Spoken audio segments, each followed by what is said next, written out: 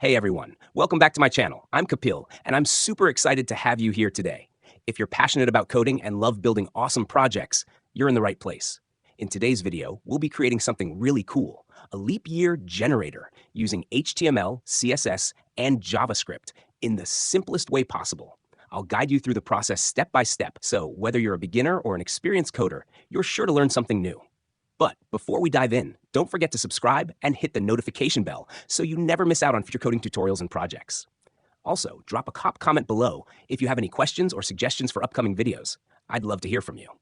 All right, without any further ado, let's get started.